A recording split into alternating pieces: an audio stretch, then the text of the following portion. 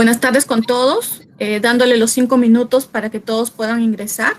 Mi nombre es Angélica Cabeza, pertenezco a la unidad académica y en este momento vamos continuando con el programa del primer aniversario de funcionamiento del módulo civil corporativo de litigación oral de esta Corte Superior de Justicia de la Libertad. Doy pase al doctor Carlos Anticona Luján para que haga la apertura del evento. Muy buenas tardes, estimados amigos.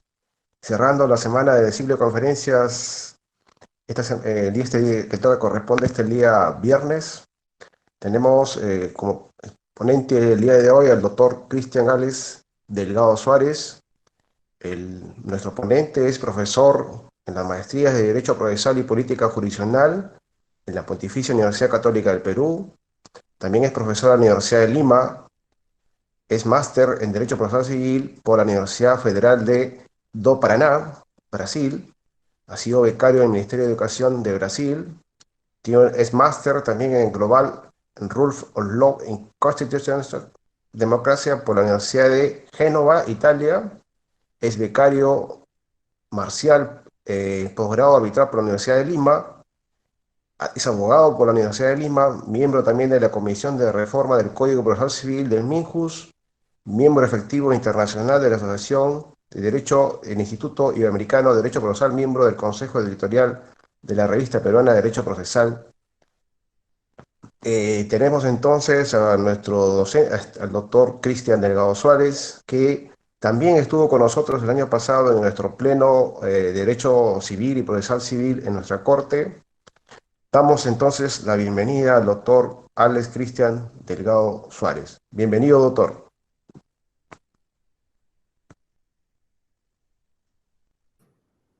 Su micrófono, doctor. Ahora sí, estas tecnologías a veces fallan un poco, pero bueno, en primer lugar, muchísimas gracias por las inmerecidas palabras, doctor Anticona.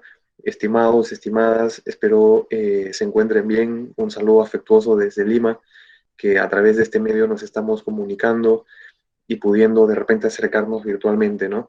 Para mí es un gran honor poder participar, en primer lugar, que me hayan cursado una invitación para poder celebrar con todos ustedes el primer año del módulo corporativo de litigación oral en lo civil de la ciudad de Trujillo, una ciudad a la que me une mucho, no solo por tener un padre del norte, sino también porque en varias oportunidades he ido y he compartido con los jueces, con funcionarios jurisdiccionales y en diferentes actividades académicas. Me hubiese gustado muchísimo que este aniversario pudiésemos haberlo celebrado in situ, pero las circunstancias actuales hacen que eso sea imposible y que sobre todo nos pongamos a repensar muchas cosas, no solo de la vida actual en sociedad, sino también de nuestra propia labor profesional. Yo como litigante, ustedes como jueces y funcionarios jurisdiccionales. El día de hoy, así como lo han podido ver en la publicidad que se ha ido ventilando, divulgando esta semana de los eventos académicos conmemorativos por este aniversario, no sabría decirle a todos si es que volver a tratar un tema que ya ha podido ser tratado por alguno de los ponentes, o de repente decir de que voy a puntualizar algunas cuestiones, dar una reinterpretación para que justamente podamos comentarlo y discutirlo y debatirlo y, en fin, conversar al respecto. Mi ponencia se titula, en lo que va a ser no más de 30 minutos, esto no pretende ser una cuestión, una clase magistral o algo así, porque lo principal es poder expresar y retroalimentarme de ustedes. La he titulado como la técnica de la oralidad o la oralidad como técnica procedimental en el proceso civil, ¿no? Evidentemente, esto tiene por origen justamente los módulos o la implementación de los módulos corporativos de litigación civil, de litigación oral civil a nivel nacional, ¿no? Una iniciativa que, como todos ustedes y todas ustedes saben, ya se venía gestando desde el año pasado por la Corte Superior de Arequipa, justamente en los diferentes juzgados, básicamente en juzgados civiles, comenzó a gestarse este plan piloto que con las mismas normas de nuestro Código Procesal Civil vigentes, se flexibilizó el proceso o se permitió justamente de que pudiese pasarse a una interacción más oral, a una interacción con mayor presencia de audiencias entre las partes y el juez, ¿no? Entonces, esta iniciativa, que si bien es cierto fue originada por este plan piloto, devino ya en la creación posterior, ¿no? Y en la implementación del equipo técnico institucional de litigación oral civil, que, bueno, al cual corresponde a la Corte Suprema, ¿no? Presidido por el doctor Héctor Lamamore, estimado amigo y, bueno, juez supremo de la República. Y si se habrán dado cuenta, desde entonces, el año pasado, estas iniciativas para implementar, para mejorar, para impulsar más el uso de la oralidad en el proceso civil, ha venido generando una serie de documentos, de instrumentos de gestión, de reglamentos que parece que fuesen confusos, ¿no? Parece que de repente fuesen muchos documentos, muchos instrumentos, pero en realidad un intento tan grande de pasar de una tradición de la mera escrituralidad o en la que prepondera más la escrituralidad y pasar o transformarnos a una forma de litigio y de prestación de la actividad jurisdiccional totalmente oral, evidentemente que amerita no solo una reactualización normativa con las normas vigentes que tenemos, sino que también implica un cambio de ideología, de mentalidad y hasta en la forma como se ejerce la profesión legal, bien sea por parte de los abogados y abogadas o bien sea por parte del órgano jurisdiccional. Entonces, no es un intento menor, no es un intento pequeño, y esto amerita una serie de actos normativos para implementar. Entonces, lo que yo hoy día voy a intentar hacer de la mano con ustedes es poder plantear algunas ideas, algunas premisas respecto de, en primer lugar, qué cosa es lo que es la oralidad, ¿no? Mucho se ha dicho, mucho se ha escrito respecto de la oralidad y de repente dar un contexto de cómo así surge la oralidad y para llegar al punto también de que la oralidad no es una cuestión nueva, no es una cuestión nueva. Nuevo es tal vez el uso mayor, el uso más preponderante de la oralidad. Nueva no es la técnica de la oralidad.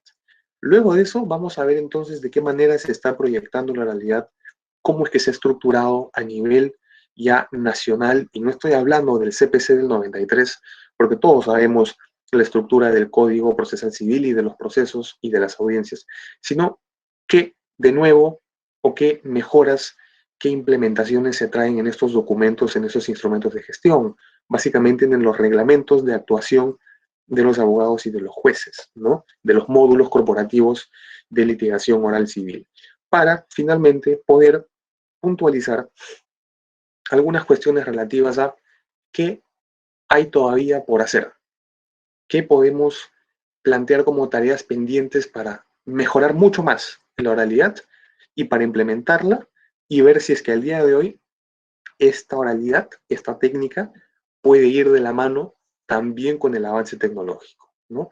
Entonces, eso básicamente como un mapa, como una estructura de lo que vamos a intentar hacer. Si yo quisiera comenzar, tal vez comentándoles de que la técnica de la oralidad no es una cuestión, por así decirlo, nueva, ¿no? Seguramente podría entrar en algún debate. Muchos teóricos, muchas normas inclusive podrían aparentar de que se trata de una técnica nueva, o cuando menos de una técnica desde el 93, desde el CPC, desde el Código Procesal Civil del 93, y que por lo tanto ya es algo conocido, ¿no? Pero si se dan cuenta, la oralidad en el derecho es casi una cuestión retórica o dialéctica que viene de la propia filosofía griega, la retórica, la dialéctica, el debate, ¿no? Y esto es una cuestión propia a cualquier persona que se expresa, a cualquier persona que conversa, que dialoga, que establece sus puntos, sus argumentos y que busca conocimiento. Entonces, esta es una cuestión que ha acompañado, por así decirlo, a la humanidad, siempre. Solo que esta oralidad aplicada ya al derecho, por así decirlo, podemos hablar muchísimo como un contexto histórico para poder indagar de dónde ha venido. No es mi intención acá ponerme a hacer historia del derecho, Pero lo que sí podría comentarles y decirles es lo siguiente. En Roma, la Roma tardía, ya cuando el derecho romano pasó a su fase tardía de la cultura romana, recién en ese momento existió, por así decirlo, la escrituralidad. Antes, inclusive, en la Roma inicial, ¿no? Las cuestiones controvertidas eran resueltas de manera oral, verbal, por una sencilla razón, porque no existía escritura todavía. No había escritura. Justamente cuando ya viene la escritura a las culturas, a la civilización humana, es de que damos un paso más adelante en lo que respecta a la comunicación. A partir de ahí, entonces, podría uno decir de que como un modelo muy básico, inicial, de procedimiento o de resolución de conflictos, ¿no? Recién en la Roma tardía se podía ver un poco de estas influencias de la escrituralidad, porque inclusive antes, como les había comentado, era una cuestión netamente oral. Entonces, eso como un gran contexto. Pero si quisiéramos saltar ya de repente un espacio más amplio de tiempo, los primeros intentos normativos de aplicación normativa de la oralidad, las tenemos registradas, estimados amigos y amigas, desde 1850. 1850. Y ustedes me dirán, pero profesor, pero Cristian, ¿cómo es esto? La oralidad parece que es una cuestión relativamente nueva. Al menos en el Perú está desde el Código Procesal Civil del 93, en la cual se le cambia de rostro al proceso y pasamos de este procedimentalismo privatista, en donde el juez no dirigía, en donde el juez no era director del proceso, y pasamos a partir del 93 como que a una facción, un perfil más público, más de dirección del proceso, más de conducción a través de poderes del juez, ¿no? Entonces uno podría decir, a partir del 93 tenemos la idea de inmediación y de oralidad. Esto no es tan así. Esto no es tan así por una sencilla razón. Este modelo procedimental de juez director del proceso es una cuestión que en primer lugar se empleó aproximadamente o ya se instituyó normativamente a nivel de principios desde el Código Procesal Civil de Austria de 1890. 1890. Pero yo les dije que aproximadamente los primeros registros de oralidad en el proceso como principio vienen desde 1850. Sí, si nosotros investigamos un poco, porque para estos temas hay que hacer una investigación muy profunda, y si de repente vamos a los estudios de Mauro Capelletti es un procesalista italiano que se dedicó mucho al estudio del derecho procesal civil comparado, él nos dice de que en el Código Procesal Civil del Reino de Hannover, cuando Alemania era Prusia y estaba dividida en reinos, la Germania antigua, ya se establecían como principios la actuación, el desarrollo del proceso mediante la oralidad. Miren ustedes, en 1850 ya teníamos un registro normativo, histórico normativo, de principios de oralidad para desarrollar el procedimiento civil. Atención, evidentemente que cuando uno revisa este código, podrá encontrar de que tanto se plantea el uso de la oralidad sin desmerecer, sin excluir, sin restar importancia a la escrituralidad. Entonces, esto es realmente maravilloso poder entenderlo porque quien quiere aproximarse a la oralidad como fenómeno procesal, como técnica, como modalidad de estructura del proceso, va a ver en primer lugar de que oralidad está íntimamente relacionada a un perfil publicístico del proceso.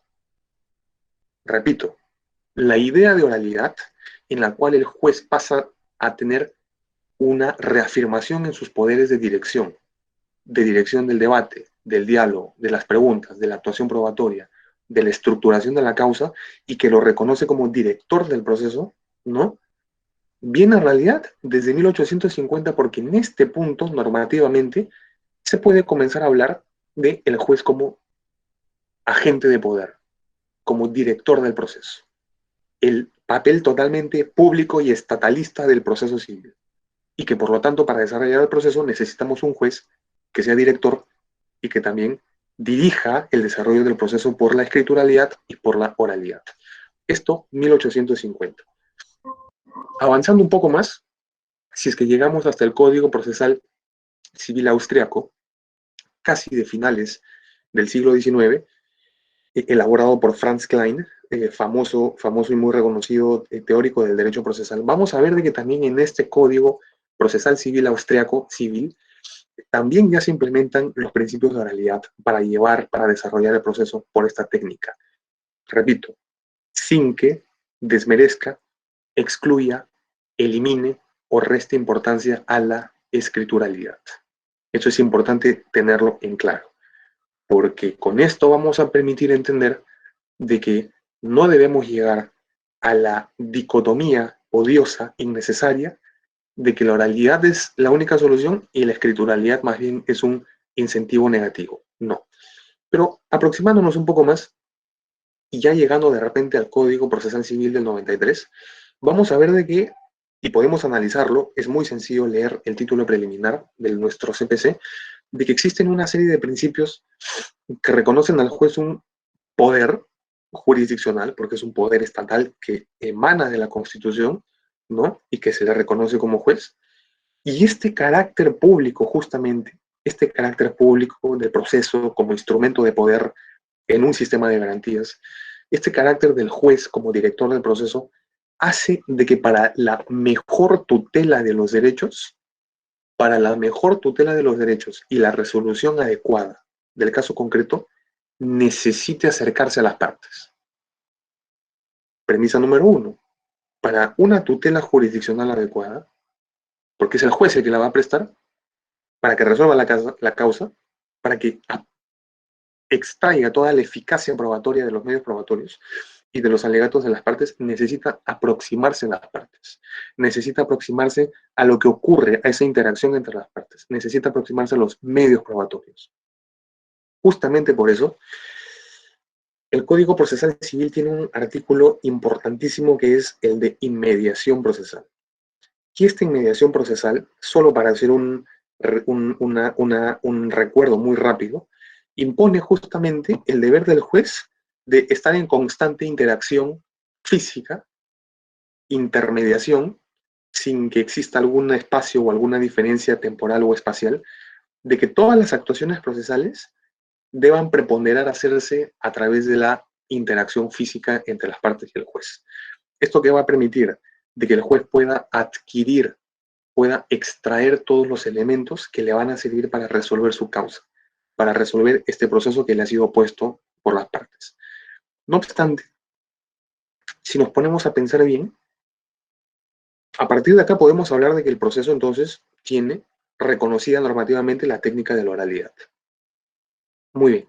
Y si es que eso es así, desde el año 93 hasta de repente hace algunos años a nivel civil, ¿qué cosa hemos tenido como oralidad? ¿Qué cosa? ¿Qué dato empírico y cierto, qué realidad estamos teniendo o hemos tenido como oralidad? Básicamente, vías procedimentales, conocimiento pleno, abreviado y sumarísimo, en las cuales existían 3 audiencias, 2 audiencias y una audiencia única. Y evidentemente la palabra audiencia me hace alusión a una reunión en donde las partes se escuchan, en donde los sujetos que están actuando se escuchan, dialogan, interactúan. Entonces, necesariamente podríamos decir de que esto ya se trata de la oralidad en el proceso civil, solamente porque tenemos una variedad o número de audiencias procesales.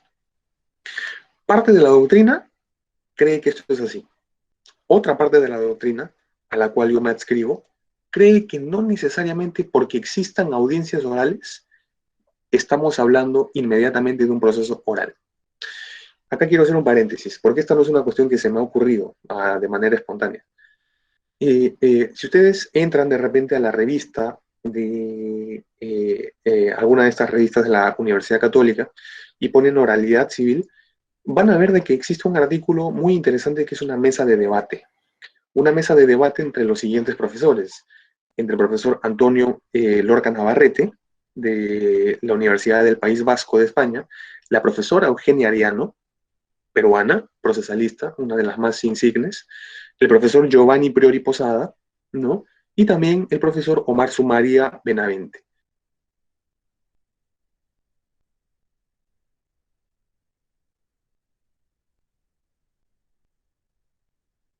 Doctor, ¿Cómo? disculpe, se apagó su audio. Ah, ya, ahora sí, Acabo de ahora sí. activarlo. Alguien me lo apagó, sí. Este, en, Perfecto. este, en este artículo les comentaba de profesores peruanos debatiendo con un profesor español, puede verse cómo interactúa la oralidad en el proceso civil. Es casi un análisis diagnóstico y se llegan a conclusiones muy interesantes, las cuales represento o reproduzco para ustedes. En primer lugar, nuestro CPC, Código Procesal Civil, sí tiene la técnica de la oralidad, porque está representada en audiencias. Permite a nivel de principios de que el juez pueda convocar audiencias, principio de inmediación. Pero esto no garantiza las finalidades de la técnica de oralidad. La oralidad, estimados y estimadas, tiene por intención o por finalidad las siguientes. Que el proceso sea más célere. Obvio. Dejo atrás la escrituralidad y todo lo hago casi por una forma más veloz a través de la oralidad. Dejo la escrituralidad para la oralidad. No solo que el proceso sea más célere, sino que también el juez pueda tener mayor presencia, mayor conocimiento de las actuaciones probatorias realizadas en estas audiencias. También la oralidad trae consigo la idea de concentración procesal.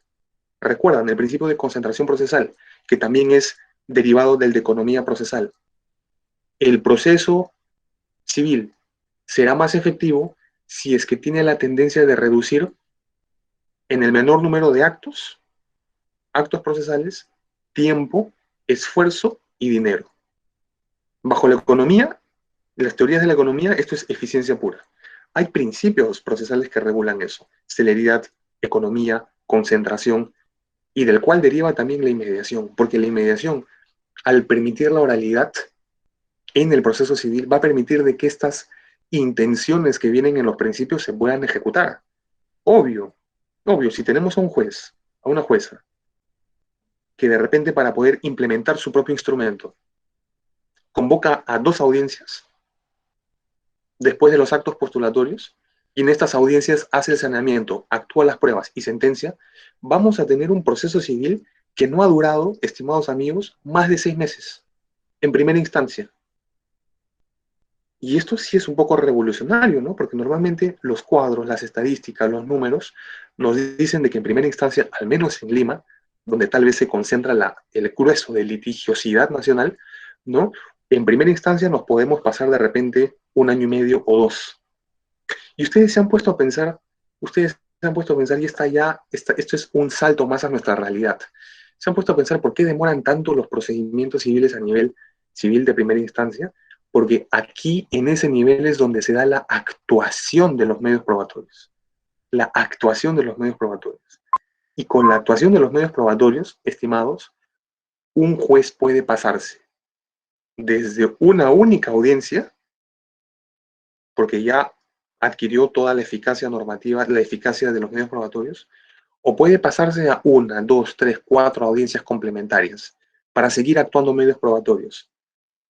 Y al final tenemos un proceso en primera instancia que duró 2 o 3 años y que tiene 5 o 6 audiencias orales. Regreso al artículo, que les sugiero enfáticamente que lo lean y que voy a pedir a los organizadores que también de repente les puedan compartir a través mío. El diagnóstico de nuestro proceso civil, según estos profesores, hasta antes de estos intentos que estamos desarrollando desde el año pasado, es un proceso civil que se dice de oral porque tiene muchas audiencias orales. Y esa es una falacia. Y me permito compartir con ustedes entonces esta proposición. No por tener más audiencias, el proceso civil se puede determinar como un procedimiento oral o que está gobernado bajo la técnica de la oralidad. No, por una sencilla razón. Y esto le ocurre a los colegas y amigos laboralistas que tengo, tanto como abogados como jueces. Bajo el imperio o en virtud de la nueva ley procesal de trabajo, todo es oral. Excelente, desde el 2011. Yo, por ejemplo, el año pasado conversaba con amigos laboralistas y me decían: Cristian, tengo procesos que acabo de iniciar, pasó ya la fase postulatoria bajo la ley de procesal de trabajo, Y la audiencia, la primera audiencia, me la han programado para de acá 9 meses. Y le dije, ¿estás seguro? Sí. ¿Por qué? Porque ya antes hay más audiencias. Y miren ustedes, ¿no? Es una ley procesal de trabajo que está remozada, actualizada, y que tiene estas técnicas de oralidad, pero que sin embargo tenemos ya un espacio muy grande entre la interposición de la demanda y la primera audiencia. ¿Y dónde está entonces el ideal o el principio de celeridad y economía procesal? ¿Ven ustedes entonces de que no necesariamente porque más audiencias exista, más oral y mejor es el procedimiento más eficiente? No. Ante esa situación, y ya estamos hablando del contexto peruano, ante esa situación, y justamente a raíz de las propuestas de mejora y de implementación de la oralidad que viene siendo ejecutada por el Poder Judicial, por la Corte Suprema, entonces se desarrolla este plan, para que con normas, propias normas del Código Procesal Civil, y también con una cultura de la mejor gestión del despacho judicial, ¿okay?, pudiese entonces permitirse acortar los procesos, acortar el tiempo de tramitación de los procesos. ¿Pero cómo se hace eso? ¿Poniendo a más funcionarios? ¿Nombrando a más jueces? ¿Acortando los plazos? Yo creo que en este punto, el órgano de gobierno del Poder Judicial, el equipo técnico, al momento de poder plantear estas iniciativas, ha pensado, creo que, en la solución más adecuada para el caso concreto o para nuestro ordenamiento procesal. Concentrar la mayor parte de etapas procesales en 2 momentos: audiencia preliminar y excepcionalmente una audiencia de actuación de medios probatorios. Y ustedes me dirán, bueno, eso sí ya nos parece diferente. Yo les voy a decir por qué es diferente a lo que normalmente se viene haciendo. Si yo tengo un proceso civil, que en el mejor de los casos es de conocimiento pleno, yo tengo y ustedes tienen las siguientes fases o etapas procesales. Postulatoria, desde que se interpone la demanda hasta el saneamiento. El saneamiento propiamente dicho, donde se resuelven excepciones. La etapa probatoria, que implica desde el saneamiento probatorio la actuación de medios probatorios, y la etapa decisoria. ¿Correcto? ¿Cuántas hay? Postulatoria, saneamiento, probatoria, decisoria. 4. Tengo 4 momentos identificados y fragmentados precisamente si es que al día de hoy alguien quiere litigar. No bajo la modalidad de oralidad, sino bajo las propias normas del artículo 475 y siguientes, que regula, por ejemplo, el proceso de conocimiento pleno. 4 fases. En esas 4 fases, en primera instancia, amigos, porque la oralidad más se representa en primera instancia, en esas 4 fases me puedo tomar fácilmente 2-3 años, porque hay mucho espacio entre ellas. Está muy extendido. Esta intención de mejorar la oralidad, porque la oralidad, repito, ya existe en el Perú, existía en el Código Procesal Civil y hasta en el Código de Procedimientos Civiles de 1912, la idea no es, como mucho se dice, y creo que son críticas infundadas, como mucho se dice, no, es que, ¿cómo es eso de crear o de implementar la oralidad? La oralidad ya existe, señores. Lo que no existía es la cultura de la gestión del despacho judicial o del case management, de la dirección y gestión del caso, y sobre todo la concentración de las etapas procesales en momentos estelares, en momentos claves. Audiencia preliminar y, por lo tanto, o después, consiguientemente, actuación de medios probatorios. En estas 2 audiencias o momentos, ahí se reduce, ahí se constriñe, se contrae todas estas etapas que normalmente conocemos y que toman mucho tiempo. Entonces, esta técnica de la oralidad, ahora sí bien aplicada e implementada, desde el año pasado, como les comentaba, con las iniciativas que vinieron de praxis jurisprudencial desde Arequipa, se tornó ya en una iniciativa a nivel institucional, ¿no? Y esto permitió de que al día de hoy tengamos ya publicados, y justamente estamos celebrando el primer aniversario del módulo que aplica esta técnica, tengamos una serie de documentos, de protocolos, de reglamentos para poder aplicar esta técnica. Hasta acá, un punto y aparte. Si yo les digo a ustedes y les pregunto, vamos a suponer que tenemos la oportunidad de estar en un salón de clases, de estar en una clase. Y si les pregunto, ¿qué es la oralidad? ¿Qué es la oralidad? Porque es importante tener definiciones pragmáticas, funcionales, para poder establecer cuál es la naturaleza de la técnica que estamos utilizando. ¿Cuál es la naturaleza que yo como abogado litigante, como lo soy, cuál será la naturaleza de esta técnica de oralidad a través de la cual voy a litigar? O para el juez, ¿qué entiende por oralidad? Y esto es importante porque es teoría. Y la teoría, estimados amigos y amigas, es fundamental para explicar la práctica. La oralidad se ha definido, hasta lo que voy leyendo, a nivel comparado y a nivel peruano, como un tipo de procedimiento. Uno, como un tipo de procedimiento. La oralidad se ha definido como un proceso oral. La oralidad se ha definido también como una técnica, ¿no? Por ahí de repente aproximándose ya más a una cuestión más precisa. La oralidad se ha definido como un principio de oralidad, como si el principio del cual deriva no es el de inmediación. El principio de oralidad es una técnica, ¿no? Entonces se ha definido de una manera variopinta, por así decirlo. Y yo creo que para poder tornar estas definiciones en una sola y poder tener una definición que nos pueda servir y partir de ahí a otras cosas, ¿no? Les propongo lo siguiente.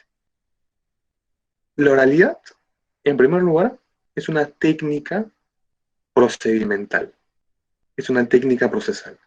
Y esta técnica procesal va a tener por función estructurar o disponer cómo se va a desarrollar un proceso civil en este caso. No es un tipo de procedimiento, porque el tipo de procedimiento puede corresponder a una vía procedimental. El tipo de procedimiento puede ser, por su competencia material, un procedimiento de familia, civil, laboral o penal. La oralidad no es un tipo de procedimiento, ¿eh? La oralidad es una técnica procesal que deriva de la inmediación y que aplicada entonces al proceso civil que yo quiero o al procedimiento, me va a dibujar la idea de que es una forma de gestión del proceso, es una forma de desarrollo y de gestión del proceso, que va a ser gobernada, que va a ser dirigida por el juez. ¿Y esto por qué les digo? ¿Y por qué es importante que lo puedan recordar, que lo puedan inclusive debatir o discutir? Porque la oralidad por su propio nombre no puede ser un proceso. La oralidad no puede ser un tipo de procedimiento oral. No, la oralidad es la técnica por la cual fluye determinado procedimiento. Y si quisiera inclusive poder aportarles un poco más, porque mi idea acá no es simplemente visitar lugares seguros y ya tratados, mi idea es incentivarlos a abrir más el panorama, podría indagar en el common law o en el derecho anglosajón, en el derecho procesal civil anglosajón. Estoy haciendo un análisis comparado. Y si es que me voy ahí y estudio oralidad y reviso lo que se ha escrito de oralidad, ustedes se van a llevar una gran sorpresa. Porque mientras lo que acá podemos decir a nivel de civil law, de que es una técnica, es una modalidad del proceso, es un tipo de proceso, ya no nos vamos a poner de acuerdo en lo que es, ¿no? Yo les estoy proponiendo que es una técnica procedimental. En el common law, la oralidad, estimados amigos, es una técnica de actuación de medios probatorios. Y esa técnica de actuación de medios probatorios o de juzgamiento hace, por lo tanto, que en ese sistema adversarial americano sea un poco más fluido de que el proceso pueda ser llevado a cabo por audiencias y de manera oral. Pero el núcleo esencial de la oralidad en el common law, en Estados Unidos, en el common law norteamericano, es de que es una técnica para la obtención o la actuación de medios probatorios. Yo les pregunto a ustedes, ¿cuál es el momento clave o cuál es la definición casi perfecta, el momento estelar en el cual vemos la oralidad? Actuación de medios probatorios, ¿no? Actuación de declaraciones testimoniales, de declaraciones de parte. Ya, los americanos, los estadounidenses, tienen clarísimo de que la oralidad es una técnica que es para el desarrollo del proceso, pero esencialmente para lo que ellos dirían como proof taking o evidence taking, que al español significa recopilación, recolección o toma de los medios probatorios. Es así como lo hace el juez. Y evidentemente ellos no tienen problema en utilizarlo porque es como cultural y contextualmente siempre lo han hecho los americanos y los ingleses. Hablo del contexto del common law. Pero si es que llegamos acá, a Perú, o ya, de repente a Iberoamérica, o al civil law, Europa continental, salvo Inglaterra, y América Latina, vamos a ver de que la oralidad ha sido, por así decirlo, dejada de lado. Y ahorita yo me atrevería a decirles a ustedes, como si estuviésemos en un salón de clases y necesito ser didáctico para poder llegar a todos ustedes, les diría, ¿dónde está el punto de inflexión? ¿O por qué podemos decir de que hay un peso muy grande a la tradición de la escrituralidad? ¿Por qué? ¿Dónde está? ¿Dónde lo encontramos? Regresemos en el tiempo. Derecho medieval, derecho canónico. Papa Inocencio XII. Papa Inocencio XII, en el que decía lo siguiente, en una bula papal. Los jueces no pueden resolver sus casos si es que lo que se ha actuado no está escrito. Aquello que no está en un acta, el juez no lo puede tomar como existente. Esto nos lleva a la clarísima idea de escrituralidad, que el derecho medieval, no anglosajón, el derecho medieval más que todo continental o del civil law, no existía civil law, de la Europa sin Inglaterra, nos llevaba a la idea de que había un gran peso por la propia tradición y normas, de que el juez debía resolver con lo que tenía a la vista. ¿Y qué era lo que tenía a la vista? Un documento. Y si es que no tenía un documento, no podía entonces resolver porque no existía. Y esto venía como una imposición propia del derecho canónico. Y esto es historia. Entonces, ese peso nos acompañó, esa tradición nos acompañó a lo largo del desarrollo de las codificaciones procesales. Pero, como todo se trasciende, como todo se supera, y como la cultura es historia, llegamos al punto entonces en donde todo esto se modifica. Y estamos al día de hoy, ahora sí, regreso nuevamente, luego de esta técnica del flashback, regreso al 2020. Y desde hace casi ya un año y más, y un poco más diría yo, en la cual se ha implementado esta oralidad, ¿no? ¿Qué tenemos al día de hoy? Al día de hoy tenemos entonces estos reglamentos, y acá sí ya me quiero dedicar y detener en lo que dicen los reglamentos, en lo que me parece fundamental. Tenemos los reglamentos que estructuran el funcionamiento de los módulos corporativos de litigación oral. Y acá solo me quiero detener en un punto, porque los reglamentos son muy extensos, hay muchas novedades, que seguramente por la praxis jurisprudencial ustedes lo manejan mejor que yo. Pero hay algo en lo que sí me quiero detener. Les he comentado de que este nuevo procedimiento, no nuevo, este mejorado procedimiento civil con la técnica de la oralidad, contiene algunas mejoras o modificaciones. Una de ellas es de que ya no vamos a tener todas estas fases estructuradas y muy diferenciadas y separadas. Ahora vamos a tener dos momentos estelares, ¿no? La audiencia preliminar y la actuación de pruebas, en donde normalmente la audiencia preliminar debiera ser la única suficiente para resolver toda la causa. Pero si es que amerita actuar medios probatorios en otra audiencia, ahí se da y ahí se resuelve, ¿no? Dos momentos.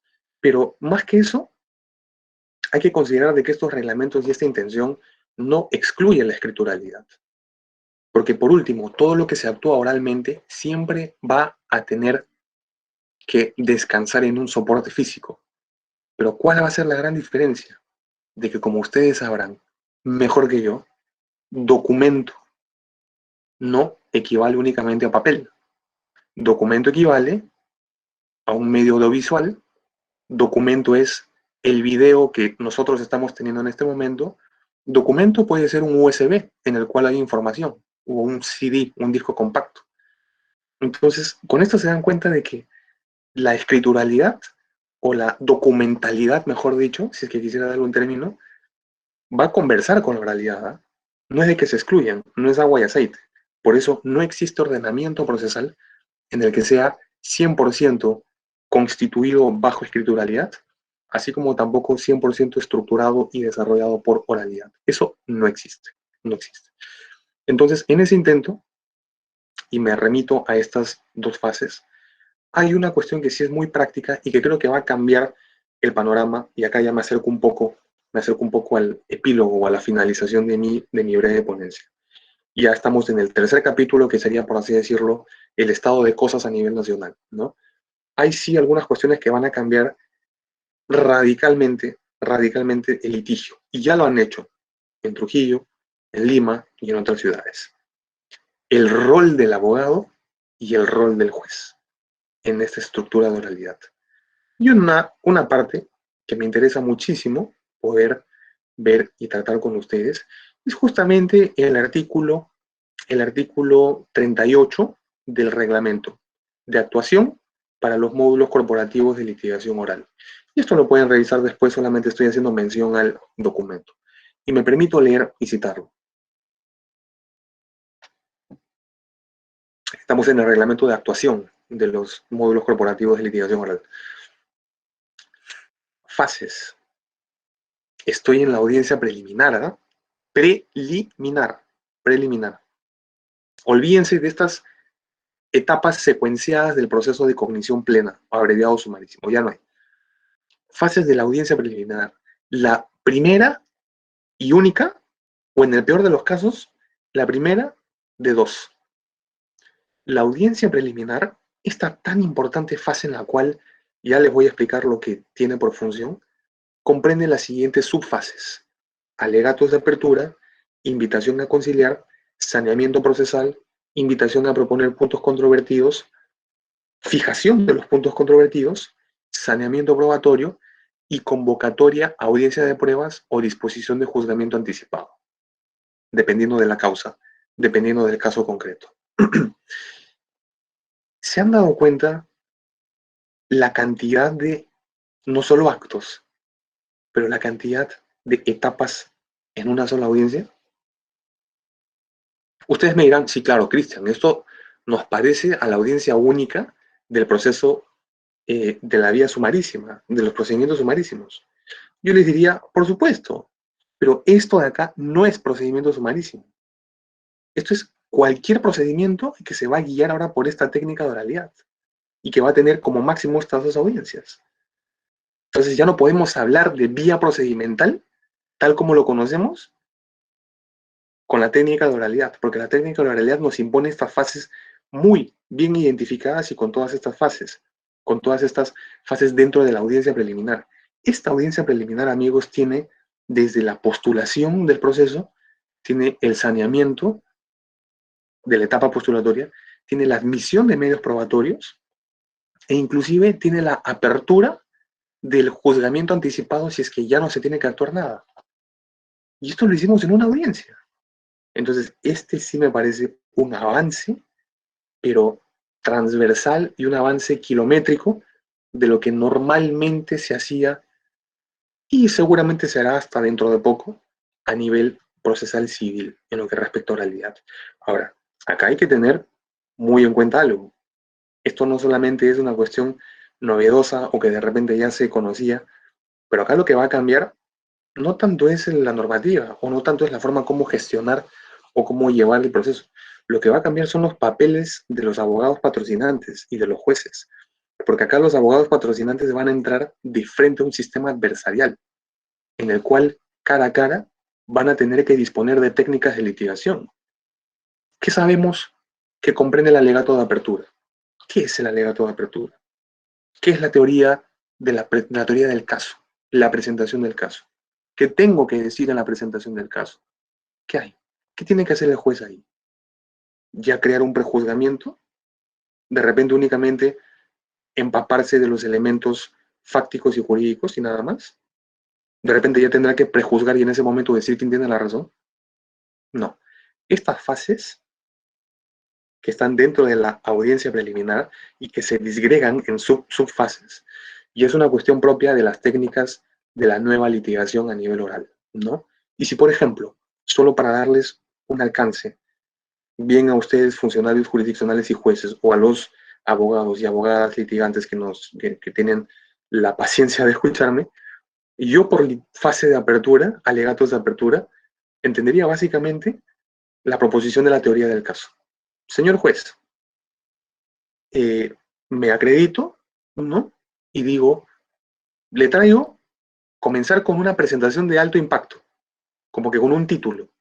El presente caso que le voy a introducir en el presente momento o en esta audiencia o en esta fase se trata sobre responsabilidad extracontractual por muerte de familiar.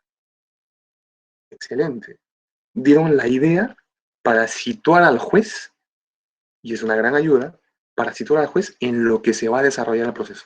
Entonces el juez ya va a tener la idea, ok, esto es responsabilidad, va a haber una indemnización, es extracontractual, no hay obligación contractual de por medio y hay muerte de familiar. Ah, entonces puedo anticipar daño moral. Ojo que va a conocer el terreno, ¿eh? No es que va a resolver nada, ni siquiera ha escuchado a las dos partes, no ha visto el material probatorio.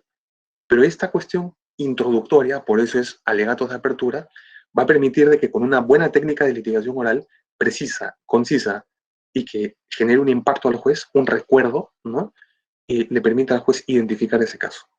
Esta teoría del caso tiene por finalidad, en la fase de apertura, en los alegatos de apertura, poder establecer, uno, el tema que se va a tratar, la cuestión jurídica. Luego de ello, viene un relato sucinto de los hechos, que calificados jurídicamente por el letrado o la abogada, van a ser los que nos van a servir para sustentar nuestra pretensión. ¿Ok? Entonces comienzo con los hechos, los alegatos, las alegaciones de hecho, las alegaciones fácticas, que me van a servir para sustentar mi pedido. Luego de eso, vengo con la calificación jurídica, que voy a decir, bueno, estos hechos no solo son fácticos, no solo ocurrieron en la realidad. No solo eso, señor juez, estos hechos están revestidos de juricidad o legalidad. Porque el artículo 1900 tal me dice esto, porque hay un principio general de no lesionar a un tercero, y eso ha ocurrido en este caso. Y por eso estoy sustentando mi petitorio. Que por cierto, el petitorio, luego de establecidos estos hechos y la fundamentación jurídica, es una indemnización. Mi pretensión es indemnizatoria por 10 millones de soles. En donde 5 millones de soles es el daño moral porque patrocino al hijo de la Oxisa, ¿no? Y donde el resto de dinero de repente es los gastos generales que se han llevado hasta antes de la muerte, por ejemplo. Entonces, es una cuestión ya de mucha práctica, de mucha fineza, tanto de cómo el abogado pueda presentar esto y de qué elementos podamos darle al juez. Recordemos que todo va a depender de qué tan bien expliquemos el caso concreto. Esto como alegato de apertura. Yo les diría que ni siquiera se utiliza una explicación de los medios probatorios. Uno los puede proponer, los puede plantear, puede decir sustento en estos medios probatorios y nada más, pero ni siquiera. Porque en el resto de subfases de la audiencia preliminar, ahí vamos a encontrar también este momento del saneamiento probatorio y de la propia actuación de medios probatorios si es que lo amerita, ¿no? Esa me parece un quiebre paradigmático entre lo que ocurría antes de la oralidad implementada y mejorada y lo que ocurre con la oralidad ya implementada. Porque esta explicación, amigos, esta explicación que les estoy diciendo a nivel civil, la explicación del caso concreto, de los fundamentos de los hechos, ¿saben en qué momento se daba? ¿Saben cuándo ocurría? En el informe oral, antes de que el juez sentencie. Y eso me aseguraba de que yo llegando al final del proceso, totalmente escrito, en el informe oral, el juez siquiera recuerde, con la carga lamentablemente tan pesada que tenemos a nivel Perú, recuerde o le haya generado un impacto. ¿Qué es mejor? ¿Generar el impacto en el inicio, con los alegatos de apertura, con mi exposición de la teoría del caso, o de generarle un mero recuerdo al juez cuando estoy informando oralmente, antes de que se sentencie. Cuando nos notifican el famoso decreto a los abogados, déjese los autos para sentenciar. A ese momento recién vamos a ver a la jueza, si es que ya no lo hemos visto en las audiencias de prueba, pero en ese momento le vamos a explicar recién de qué trata el caso, los hechos, para que pueda resolver. Ya, ese modelo está pasando a la obsolescencia. El modelo de oralidad está haciendo que así como los colegas en el derecho penal, en el derecho laboral, también podamos utilizar de estas técnicas de litigación oral y guiarnos más por el uso de la oralidad y también de las técnicas o de las tecnologías de información y comunicación. Finalmente, y como siempre me gusta dejar un recuerdo también para poder cuestionarnos sobre cómo estamos y hacia dónde vamos, nuestra coyuntura nos está dando una gran lección de cómo adecuarnos. Hasta el 16 de marzo, estimados amigos, hasta el 16 de marzo, este proyecto, esta implementación que se estaba ejecutando, calzaba como un guante a la mano. Teníamos los módulos construidos, el pool o ya los despachos, los módulos corporativos con los jueces, ya estaban separadas las funciones de gestión administrativa del caso y de función jurisdiccional, que ese es también un gran incentivo, pero nos llegó el coronavirus 19, nos llegó la situación de emergencia nacional, nos llegó el aislamiento social y con ello la suspensión de plazos y con ello, por lo tanto, la paralización en más del 80% de las funciones jurisdiccionales. En este caso, ¿qué nos queda? ¿Qué nos queda? Lo único que nos queda es no dejar de lado esta oralidad, que muchos han dicho, ahora como ya hay aislamiento social, ya no se va a poder hacer esta cuestión de la intermediación, de la oralidad, de la inmediación y por lo tanto de la aproximación del juez a las partes y al medio probatorio, porque ya no se va a poder entrar, así como antes, a un despacho o a una sala de audiencias bajo el modelo de oralidad con esta situación que tenemos y que nos está afectando. Pero esto nos da la gran oportunidad, así como con los colegas jueces y juezas de Trujillo, de su ciudad, que ya he tenido posibilidad de conocer y hablar, nos da la gran posibilidad de utilizar, además de la oralidad para movilizar el proceso, tecnologías de la informática y comunicación. Ya se están emitiendo partes virtuales, se están realizando embargos virtuales, se está llevando a través del expediente judicial electrónico, a través de aplicativos como este, ¿no? Entonces hay que tener también en cuenta de que a la oralidad se le suman también muchos elementos transversales. Tecnología, internet, formación de los funcionarios y de los jueces para llevar a cabo estas labores y una serie de elementos que podríamos quedarnos acá, pero días y días. Lo único que hay que mencionar es de que el éxito de estas iniciativas va a depender de quienes, al ser operadores del derecho, puedan darle un buen uso a estas herramientas. Y antes de eso, es fundamental por el derecho a la tutela jurisdiccional efectiva, que implica un derecho prestacional, de que el Estado garantice de que, evidentemente, hemos pasado del acceso a la justicia digital.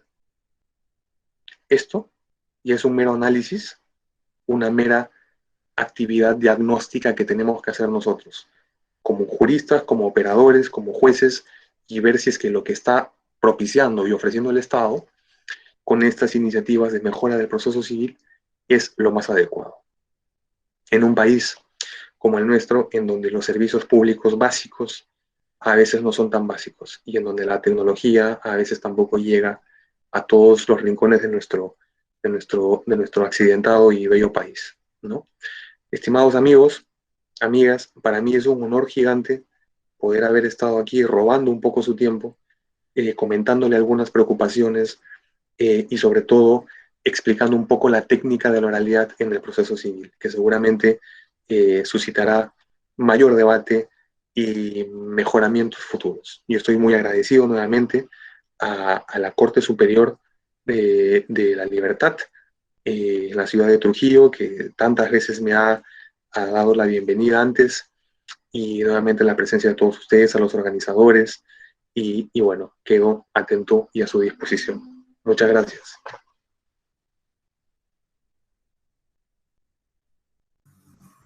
Agradecemos a nuestro ponente, el doctor Cristian Delgado Suárez, por su brillante participación.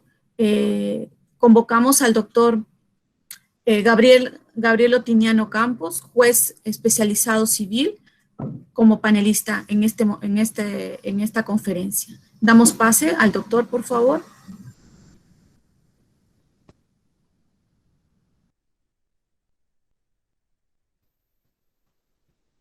Doctor Gabriel. Doctor Gabriel Otiniano. Creo que se fue la señal al doctor.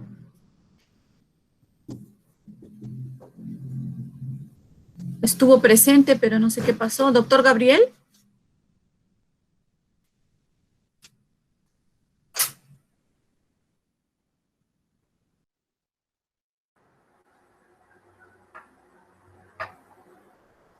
Buenas tardes. Buenas tardes, doctor. Sí, ¿se escucha? Sí.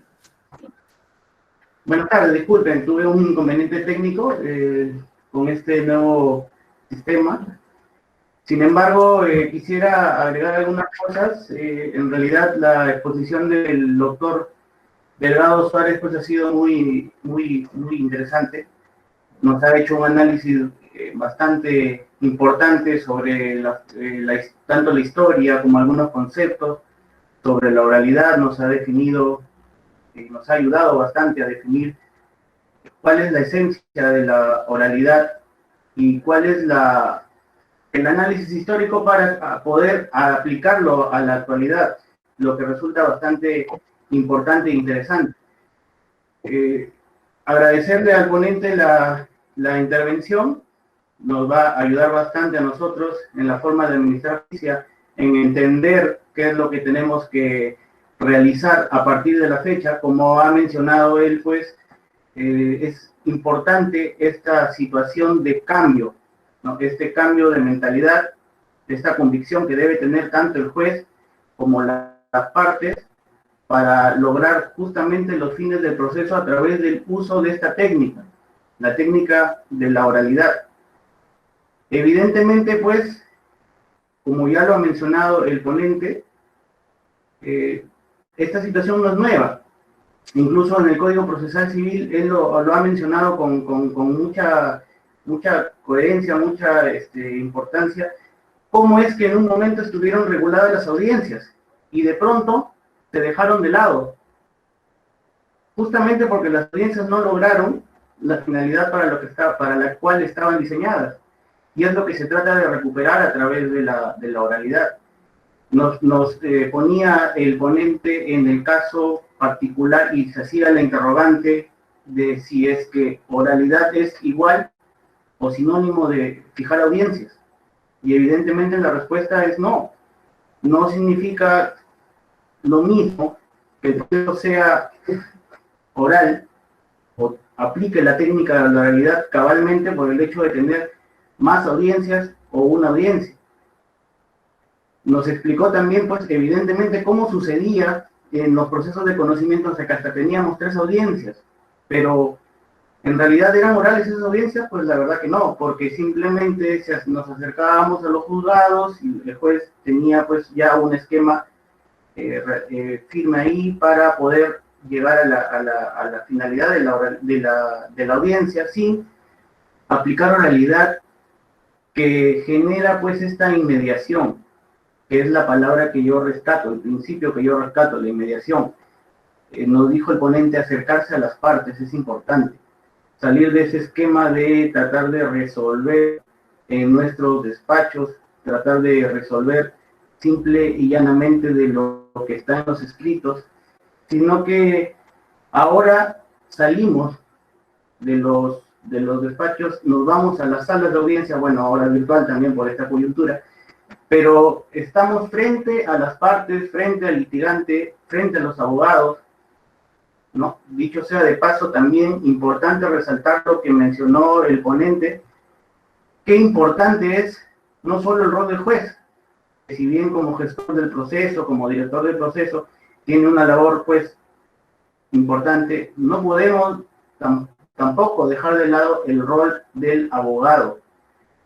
Nos explicaba el doctor cómo es que se puede realizar un alegato de apertura, cómo es que a partir de la teoría del caso podemos iniciar la exposición frente al juez, cómo es que el juez obtiene de ello la materia prima que posteriormente va a ser materia de la decisión. Evidentemente esto no era lo mismo, no se lograba con esta misma fuerza, con la misma vehemencia a partir de documentos. Nos ha hecho una remembranza el ponente acerca de la forma como es que a veces pues nosotros teníamos contacto recién con las partes a partir de un informe oral, ¿no? O a veces a partir de la atención al público, pero no se tenía esta inmediación, ¿no?, que se busca a través de este nuevo modelo, en el que ya existe un acercamiento tan importante, porque el juez de ello puede extraer conclusiones, ¿no?, de la intervención de las partes y de sus abogados, principalmente en las audiencias.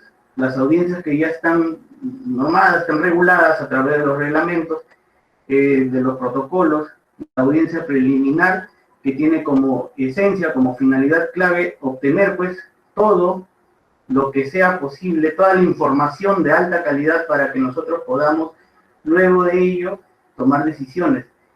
Y es importante lo que mencionaba nuestro ponente, en el sentido de que debemos concentrar en esta etapa. No hacer ello significaría desnaturalizar lo que estamos buscando, de que los procesos civiles, que durante mucho tiempo pues se ha dicho de que son bastante largos, lo hemos vivido, ¿no?, porque justamente estábamos en la escrituralidad, con la posibilidad de que se presenten escrito tras escrito, y ello genere a su vez decretos, autos, resoluciones tras resoluciones. Importante es de que se pueda concentrar, de que el juez pueda generar el debate entre abogado de parte demandante con abogado de parte demandada respecto al caso particular. Y a partir de ello extraer conclusiones importantes para la solución del caso. También resalto la situación de la que ha mencionado el ponente sobre la excepcionalidad de la audiencia de pruebas.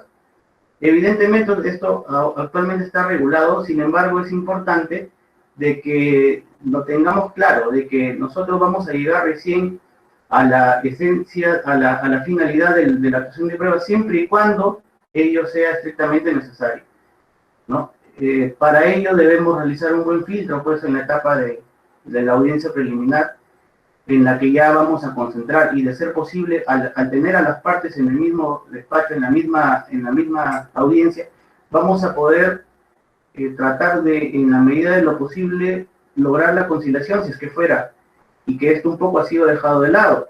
Entonces, a todas luces, pues, es evidente la mejora de que esta técnica de la litigación oral aplicada al proceso civil, como ya nos ha referido el señor ponente, no es nuevo, simplemente se trata de hacer una mejora, una ampliación, algo importante para beneficio de todos.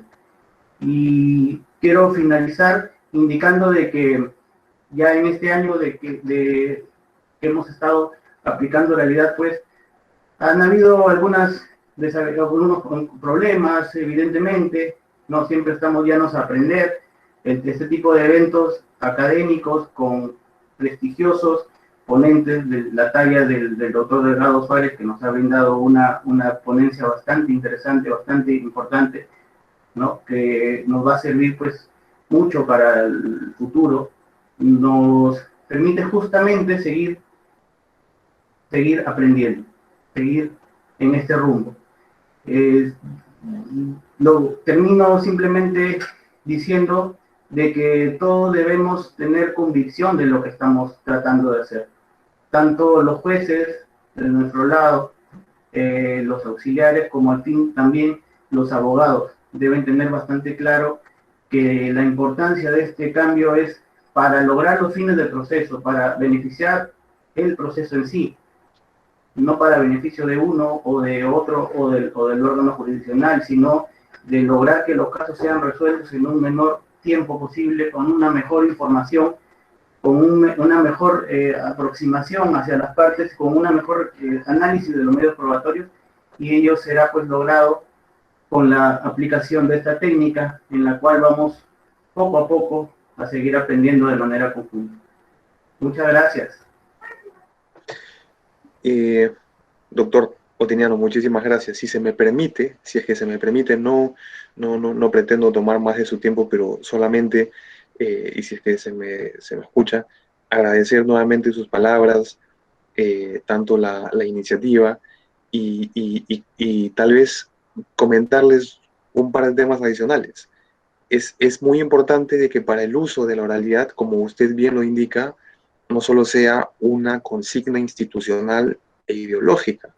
Recordemos de que lo que se busca, claro, es dar una efectividad, celeridad, economía y todas estas aspiraciones a las cuales se tiene que llegar.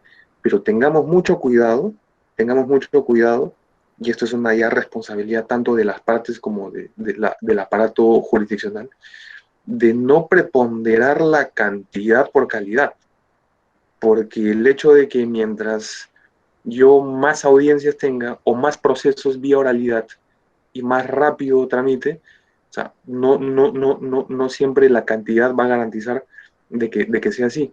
Y les digo esto por una sencilla razón, y voy a compartir con ustedes, tal vez para retener un poco más su atención antes de que podamos concluir ello. Yo, como abogado litigante, tengo un proceso indemnizatorio en la Corte Superior de la Libertad, en un juzgado civil de Trujillo. Y es un caso muy bonito de indemnización por daños a la persona, pero les comento algo. Es un caso muy, muy complejo. Muy complejo porque hay mucha actividad probatoria, hay muchos pedidos, hay litisconsorcio, agrupación de sujetos en los polos pasivos y activos, y hay mucho que comprobar. ¿Por qué no pensar un poco? Y esto yo lo pensé cuando recibí el auto admisorio de este proceso, que solamente diré que está en la Corte de Trujillo y que es un desafío y una alegría para mí poder ir y tener que litigar en esta modalidad. ¿Por qué no pensar un poco en el criterio de complejidad procesal como criterio para determinar la conveniencia o no de llevarlo por oralidad? Repito, hay causas que son ingresadas al sistema y que por azar llegan y tienen que llegar, por ejemplo, a un juzgado bajo el régimen de oralidad. ¿Qué pasa si esta causa es altamente compleja? Sea por la cuestión controvertida, sea por la cantidad de partes, sea por los aspectos técnicos y científicos que se tengan que determinar. ¿El juez estará en capacidad de decir no lo tramito por la vía de la oralidad? ¿Redistribúyanlo a otro juzgado de un procedimiento común y normal? ¿O tendrá que acorsetarlo y ajustarlo a esta modalidad? Hay que tener mucho cuidado porque este tipo de procedimientos estadística y empíricamente se ha visto de que la oralidad funciona más para causas pequeñas, para causas un poco más sencillas. El reglamento para la actuación de los módulos corporativos civiles nos da la idea de que el juez tiene que evaluar la complejidad. ¿Qué entendemos por complejidad? Y si hemos identificado la complejidad, ¿qué hacemos? ¿La mantenemos bajo la oralidad? ¿O hacemos algo, pensamos en algo para ver si se tramita ahora sí en un proceso común, ¿no? Esa es una gran también dicotomía que casi queda como una futura reflexión para eventuales mejores. Por mi parte, eso es todo. Igual, muchísimas gracias nuevamente y bueno, doy el pase nuevamente a mis queridos anfitriones.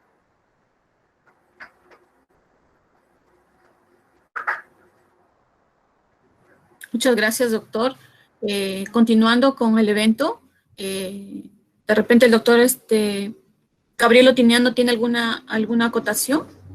Sí.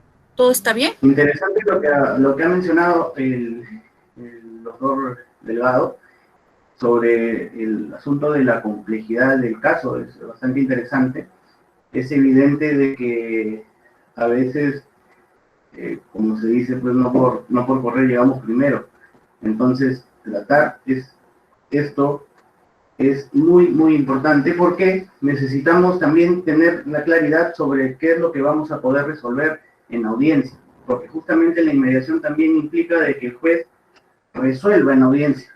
es lo que se busca, ¿no? Y como menciona el doctor y nos plantea un caso particular, personal, sobre lo que él está tramitando incluso en nuestra corte, es evidente de que a veces pues hay situaciones y casos en los que van a haber muchos pedidos, van a haber muchas intervenciones, personas, consortes, etcétera, que generarán pues de que la audiencia, que ya de por sí es concentrada, ya como él lo explicaba dentro de su intervención inicial, tiene muchas etapas, tiene muchos actos procesales, tiene mucha intervención del juez, se complica aún más. Entonces, creo que es un tema que debemos analizar, conversar sobre el particular. Como decía yo hace un momento, estamos llanos a aprender, ¿no? En aprender el camino, a tratar de ir mejorando. De las experiencias se va aprendiendo y la situación pues es nueva. Aparte pues del tema de las audiencias virtuales, de la conexión a través del Meet, que también estamos aprendiendo. Entonces, es muy importante el aporte del doctor y le agradezco una vez más por lo que nos está ayudando ahora a comprender. Muchas gracias. Agradecemos la participación de nuestro ponente, así como de nuestro panelista, y damos unos minutos para la ronda de preguntas. Por favor, si alguien quiere participar, hacer alguna pregunta, se identifica antes. Doctora Angélica. ¿Cómo está, doctor Johan Kesnay? Adelante, doctor. Doctor Cristian, un gusto nuevamente volver a verlo. Bueno, esta vez ya no de manera presencial, utilizando las tecnologías de la información. Ayer intervino el doctor Marco Fandiño y al igual que ustedes, si bien se comparte el optimismo con el tema de la oralidad, también con mucha prudencia, y eso es lo que se rescata de las intervenciones de ustedes, también bastante prudencia, bastante una cuota de realismo a efecto de que tampoco no se desborde la expectativa de la ciudadanía, porque ya lo hemos pasado eso. Sin embargo, la reflexión, y por ahí va mi pregunta, es que creo que en los estudios que normalmente se están haciendo sobre la oralidad, están faltando una serie de componentes que forman parte del sistema de justicia y que los operadores lo llegamos a advertir y que muchas veces el punto de vista de la academia no se aprecia, tal vez porque hay un enfoque centrado a temas tal vez evidentes, pero que también influyen. Y ahí sí me gustaría recibir su opinión sobre dos factores que creo que en este conjunto de elementos a considerar para no cometer el error que tal vez se produjo cuando se implementó el Código Procesal Civil, conforme lo reseñaba el día de ayer Marco Fandiño, son dos variables. La primera tiene que ver con los incentivos para hacer correctamente las audiencias aplicando oralidad. Y más o menos va a lo que usted planteaba. Usted se dirige a los magistrados y les dice, oigan, no es un tema de convocar audiencias por audiencias, sino es el tema de, en esa audiencia, desarrollen bien la oralidad. Pero ahí entra la pregunta, ¿cómo podemos hacer para que realmente el juez haga correctamente la oralidad? Y ahí entra lo que en una ocasión el doctor Giovanni Priori estuvo por Trujillo y se le dijo de que hay incentivos perniciosos que, lejos de contribuir a fortalecer buenas prácticas, y por ejemplo un modelo que desde el punto de vista teórico, académico, tiene más bondades que el tema escritural, por ejemplo, van en contra de ello. En ese sentido, la primera pregunta es, ¿Cómo hacemos para que efectivamente el juez, dentro de esa audiencia programada, haga oralidad? Y yo le ponía el ejemplo, que cuando uno se pone a ver qué incentivos tenemos, no vemos incentivos, porque el único incentivo que tenemos es productividad. Es decir, ¿sabes qué? Lo importante es que salga una sentencia. Y alguien me puede refutar y decir, sí, ese es el objetivo del proceso. Claro, pero bajo ese mismo razonamiento es que llegamos a eliminar las audiencias. Ese fue el razonamiento. Empezamos muy bien con 3 y al final dijimos, oye, si el propósito es la sentencia, eliminemos audiencias. Y es que finalmente no se entendió, creo yo, que no es tanto de emitir una sentencia por emitirla, sino finalmente que se emita una decisión cumpliendo los estándares que se exigen. En ese sentido, un tema interesante, y me gustaría recibir su opinión, ¿qué incentivos se pudieran introducir para tratar que el magistrado, al margen de un tema interno, ético, moral, en fin, aplique correctamente la oralidad y no cometamos los errores del pasado, donde teníamos audiencias, y conforme usted muy bien lo ha descrito, no había oralidad. Era simplemente un mero formalismo donde íbamos, donde nos arreglábamos, íbamos con nuestros mejores trajes, a esperar en la puerta para que el secretario salga y nos diga, firme el acta. Entonces, me gustaría saber, por ejemplo, su punto de vista de qué incentivos, concretamente porque, y usted muy bien lo ha descrito, en la audiencia preliminar, por ejemplo, hay muchas cosas positivas que se pueden lograr, pero creo yo de que faltaría ahí que se nos dote de incentivos para hacerlo correctamente.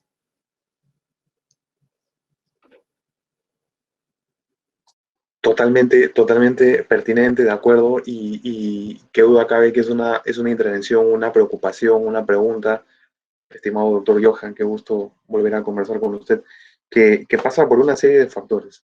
Yo quisiera, para ser muy preciso, intentar hacer como un cuadro esquemático y poner dos grandes elementos. Unos extrínsecos, incentivos no solo favorables, sino limitantes, extrínsecos a la oralidad, y otros incentivos intrínsecos o limitaciones también intrínsecas a la oralidad.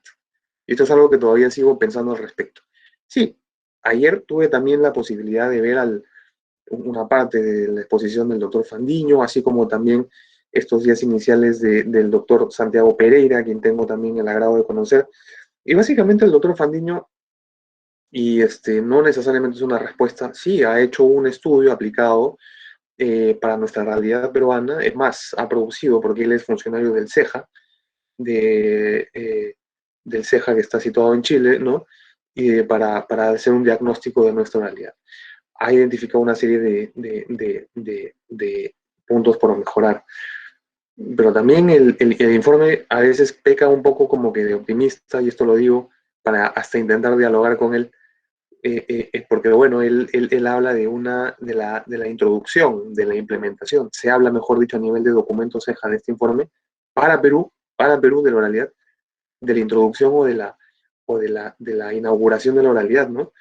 Y esto puede tomarse de una manera, diría yo, positiva y negativa. En primer lugar, positiva porque realmente parecería que con la cultura nuestra y con nuestra tradición parece una cuestión nueva, y también negativa o menos positiva porque en realidad la oralidad ya la tenemos.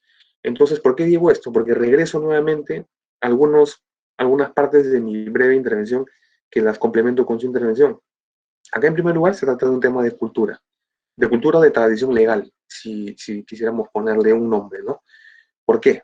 Hay factores limitantes extrínsecos en primer lugar.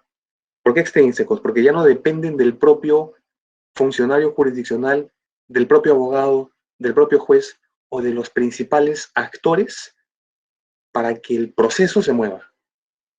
Hay incentivos positivos de ese grupo, así como incentivos perniciosos, pero también hay muchos factores extrínsecos que pueden ser incentivos como desincentivos. En primer lugar, hay que tener en claro de que todo pasa por un tema de presupuesto. ¿Qué cosa limita la oralidad? Si me pongo a pensar desde fuera del proceso.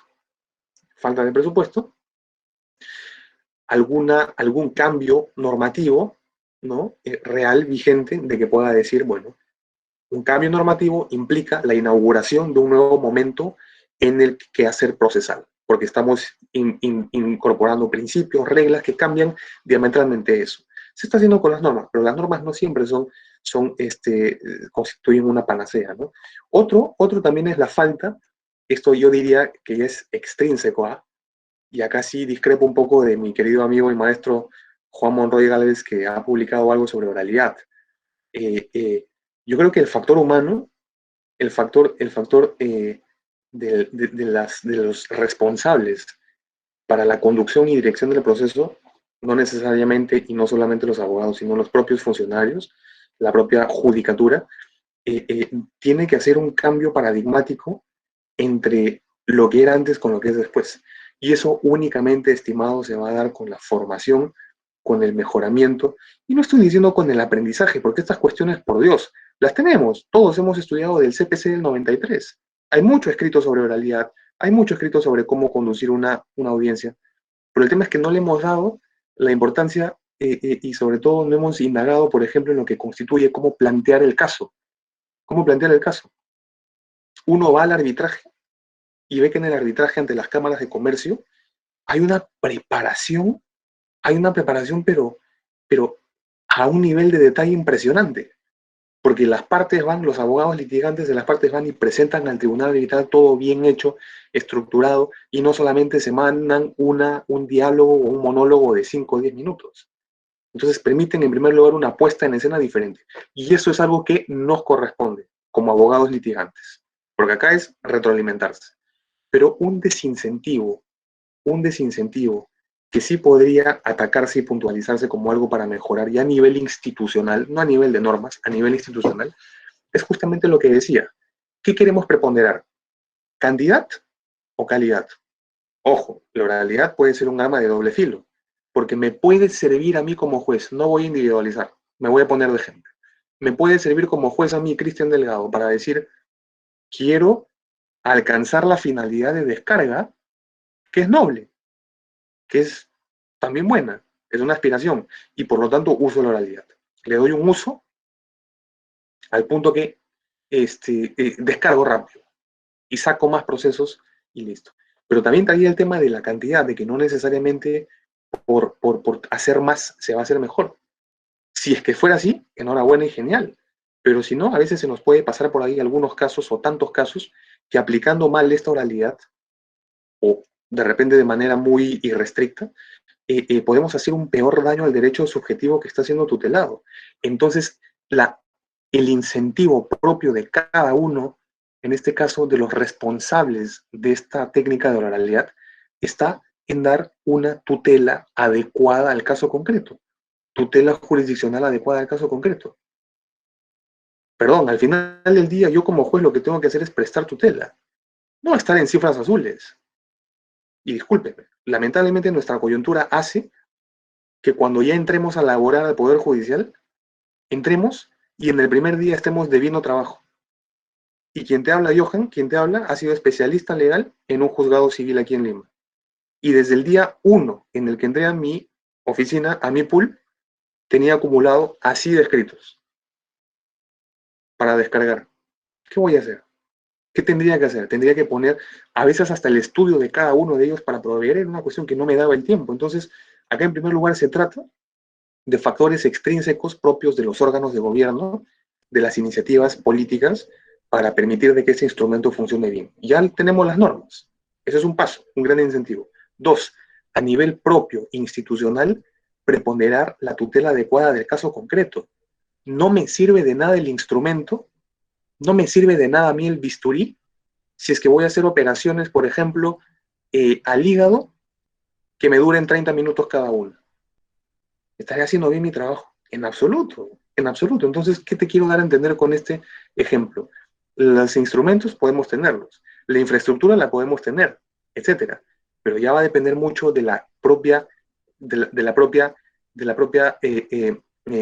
finalidad que se le pueda dar por cada uno de los jueces y los funcionarios, de tratar la causa con este nuevo modelo de forma a que más bien se le dé una mejor tutela, no más rápida. No necesariamente porque sea más rápido, más apurado, se va a llegar a un mejor resultado. Tengo el caso que les comenté de que tengo un caso de indemnización extracontractual por daño a la persona extremadamente complejo, complejísimo, y está en un juzgado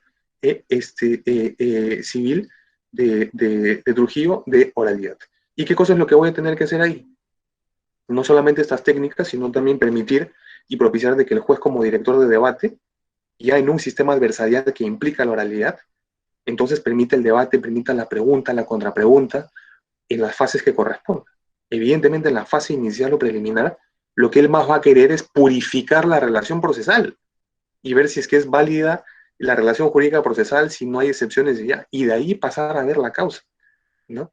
Pero la conciencia o el incentivo está en, lamentablemente, una cuestión casi que es individual, como juez y yo como juez, pero institucional. ¿Qué prepondero? ¿Cantidad o dar un uso adecuado a esta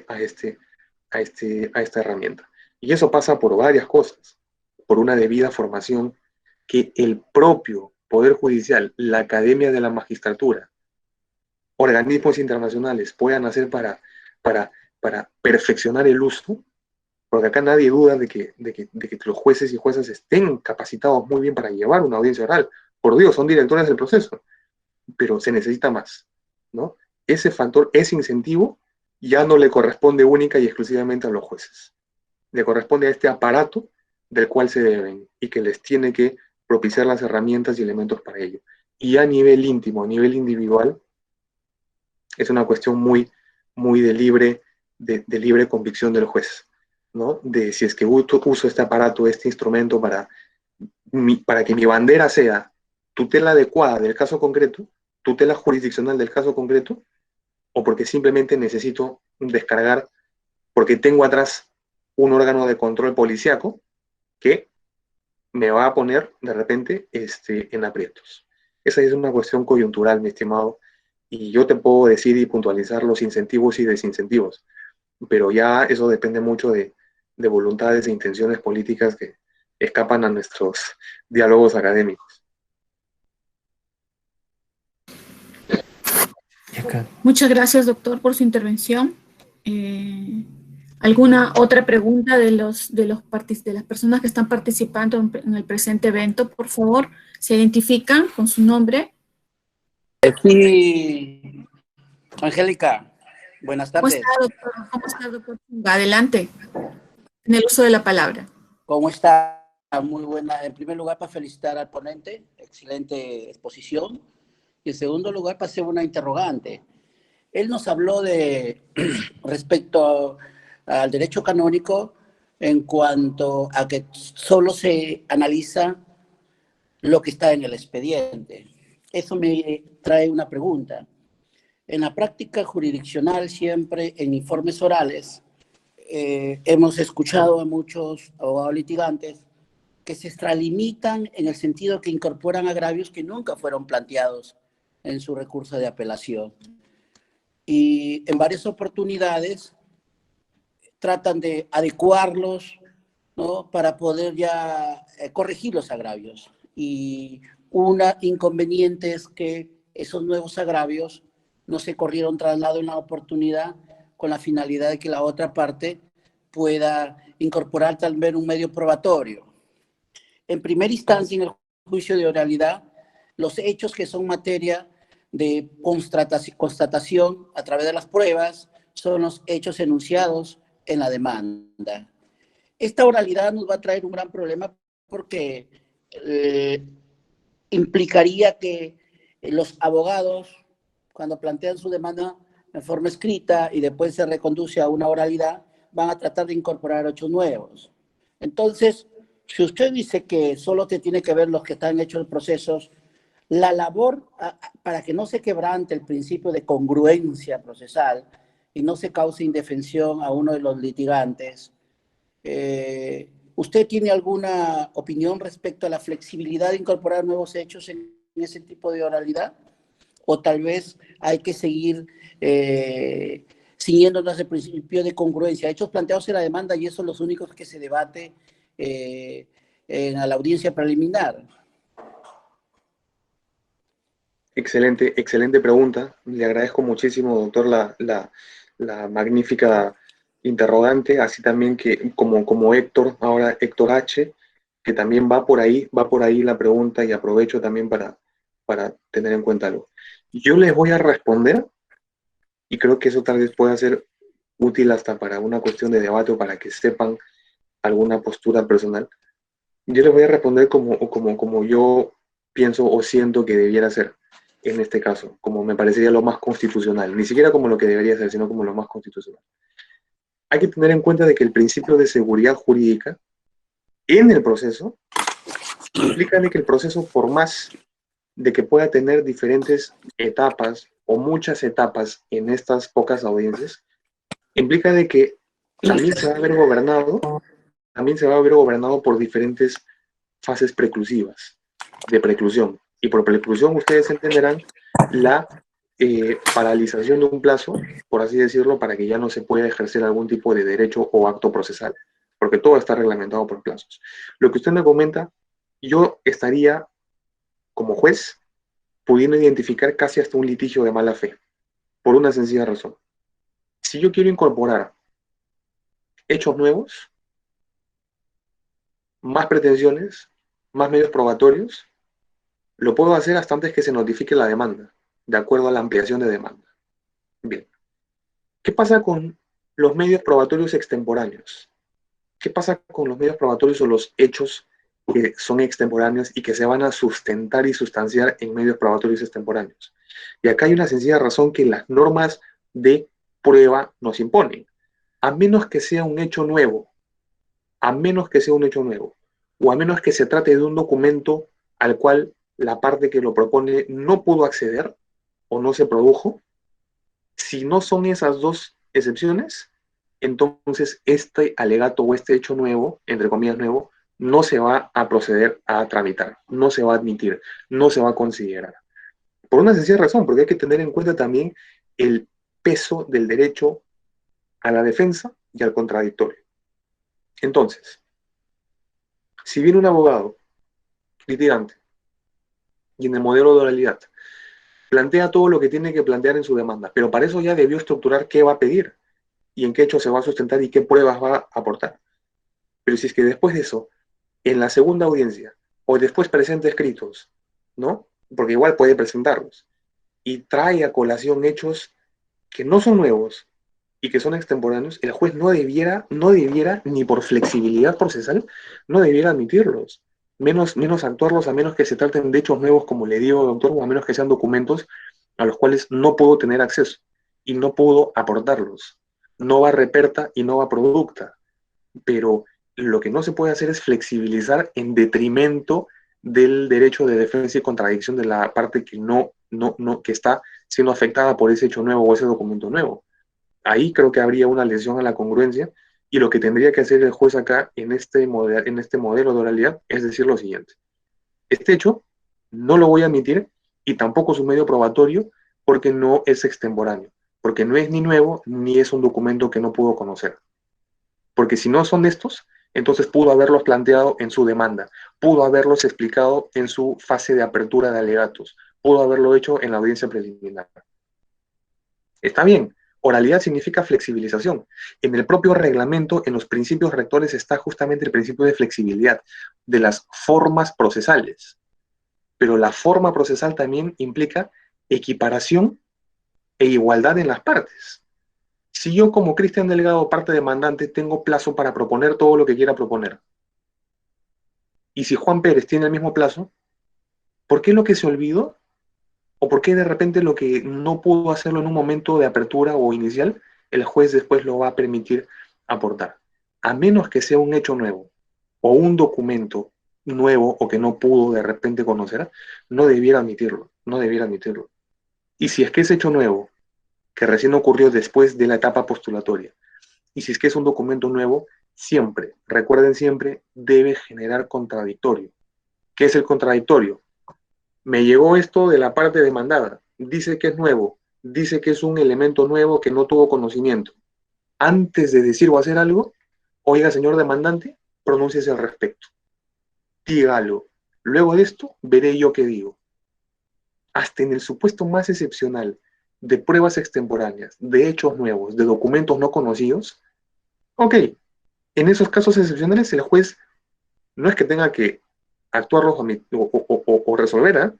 Los admite, y ahí va a ver si son pertinentes o no. Pero antes de cualquier declaración sobre esos hechos nuevos o documentos, para respetar la congruencia, para respetar algo más importante, yo le sugiero que la congruencia para respetar la defensa y el contradictorio, tiene que ponerlo, correr traslado a la parte afectada. El juez no puede resolver sin que las partes se hayan pronunciado sobre sus hechos mutuamente y sin los cuales haya existido contradictorio. Ahí el juez estaría yendo en contra de todo el sistema de garantías, creo yo.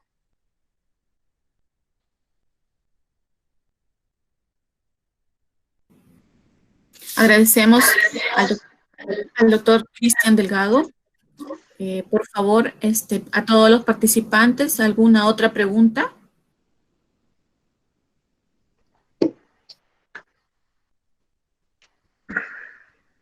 ¿Aló? ¿Qué tal? Buenas tardes. Y buenas tardes, doctora. ¿Se identifica, por favor?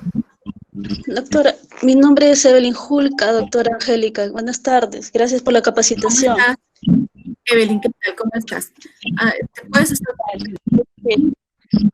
Lo subo el volumen, un momento. Ya.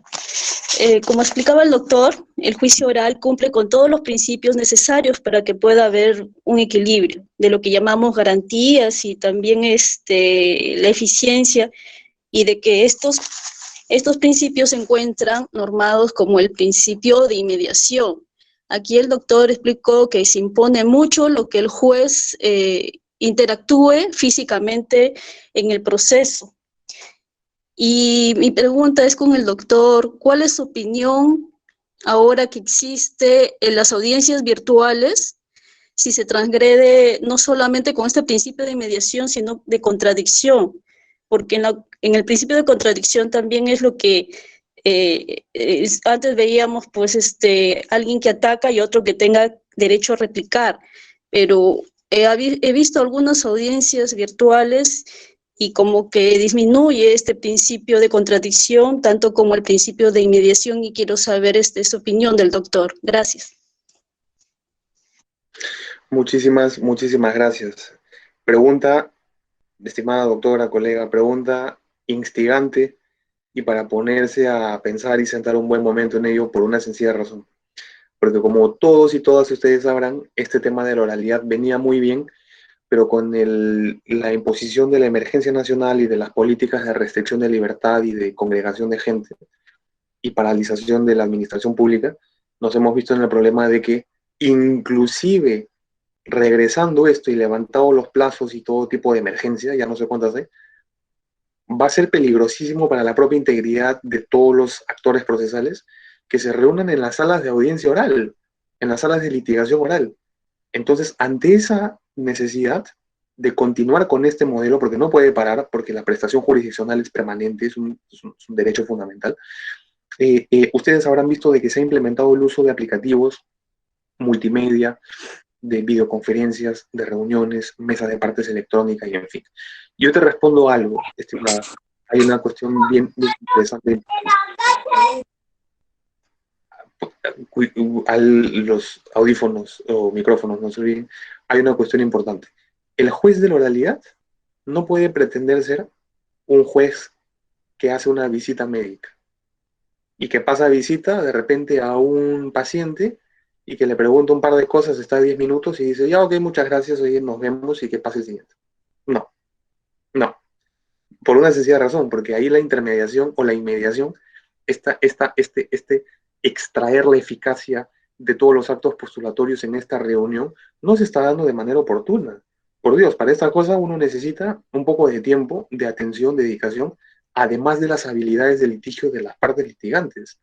Entonces yo creo que no me cabe duda de que tal vez por la premura, por la urgencia o por la propia falibilidad de este formato en el cual estamos, porque a veces la señal no se garantiza, qué duda cabe que a veces se puede frustrar la audiencia, se puede frustrar el debido interrogatorio o contrainterrogatorio o debate entre las partes o participación del juez. Es más, si yo fuese un abogado de repente un poquito cuco y de repente muy obstaculizador, yo podría pedir de que se quiebre la audiencia que se ha llevado, porque no se dio en una forma dialéctica normal, porque no había ni señal, porque el juez no tenía tiempo para poder preguntarnos, indagar, o no respetó el contradictorio, porque seguramente dijo, ya señor demandante, le di 5 minutos, por favor, nada más. Disculpen, en este modelo, en 5 minutos, está bien que se rija bajo la precisión, el detalle, pero en 5 minutos el abogado no puede pretender explicar toda su teoría del caso. Entonces, yo le diría de que la oralidad conversa muy bien con los avances tecnológicos. La oralidad se puede dar muy bien, no necesariamente porque tengamos que estar en un lugar físico. La oralidad implica la dialéctica, el debate, el diálogo y la retórica que va a utilizar el juez, o sea, la pregunta, la contrapregunta entre las partes para poder llegar al conocimiento, para poder explicar todo lo que tengan que explicar. Eso no creo que necesariamente tenga que darse en un espacio físico, porque las audiencias, ahora, con el avance tecnológico, las audiencias pueden permitir que existan actuaciones sincrónicas en el mismo momento, todos los sujetos, o audiencias o actos procesales asincrónicos, que no estén en el mismo necesario momento o lugar y que sin embargo se pueda dar un desarrollo al proceso. Esta modalidad implica mucho cuidado del juez y las partes con el propio desarrollo del debate que se va a dar. Es un sistema totalmente adversarial. Veamos a los amigos de penal, de laboral, cómo se desarrollan, y es tal cual lo que se va a hacer ahora a nivel civil.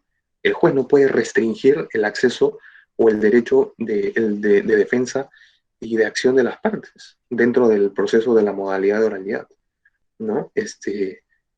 Más o menos por ahí podría ver el tema. Gracias, doctor, por su participación. ¿Alguna otra pregunta? La sala está disponible. Angelita. Sí, doctor, ¿con quién tengo el gusto? El doctor William Mata. ¿Cómo está, doctor? Adelante, doctor, con su pregunta. Buenas tardes a todos los participantes. Doctor, gracias por su ponencia. Quería nada más la siguiente intervención.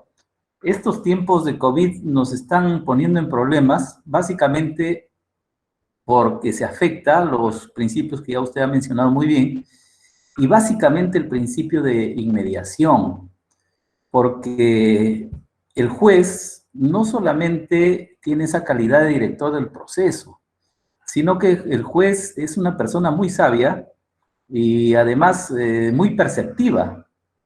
El juez, al no tener a las partes en la audiencia presentes, creo que va a tener una deficiencia en el sentido de no poder apreciar psicológicamente la aptitud y la actitud de cada una de las partes, lo que sí es factible en la audiencia de su propósito. Eso me gustaría un pequeño comentario y también una pregunta con relación a una prueba que es una prueba también excepcional, que es la prueba de oficio, ¿no?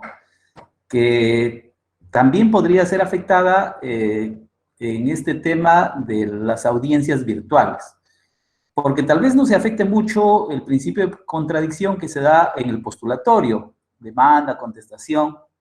Nos podemos adaptar, pero para que el juez conozca definitivamente, como se dice, la circunferencia en total y pueda resolver el caso con todos los elementos, me parece que la audiencia de pruebas o la de conciliación en su caso, la audiencia única, es una audiencia pues definitivamente importante y necesaria.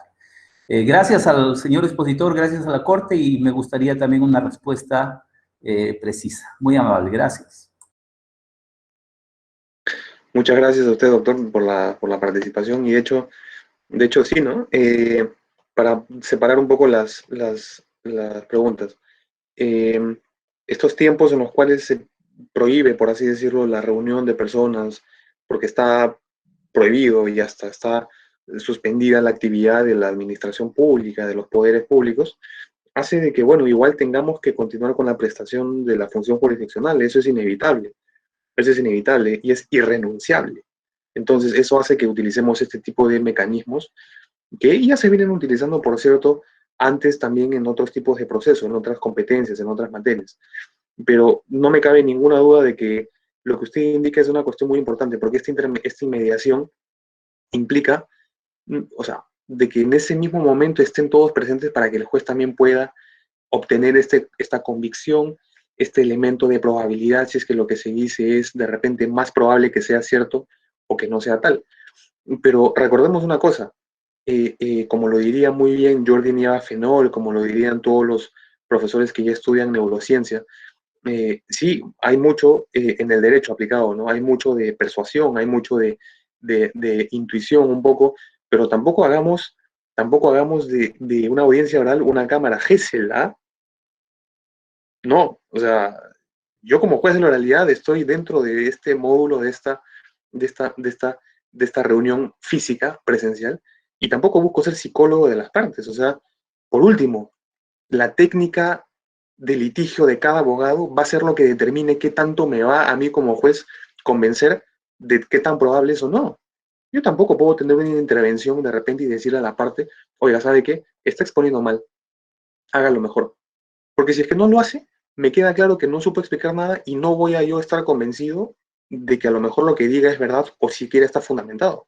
Entonces, de que afecta, esta virtualidad la afecta. Y no solo la afecta porque no hay este diálogo en este mismo lugar, pero si es que estamos pensando como una audiencia, como una reunión que en ese mismo momento la gente debate, yo creo que no habría tanto problema en que se pueda llevar a cabo este tipo de audiencias para las actuaciones de medios probatorios, declaraciones de testigos, de partes, ¿no?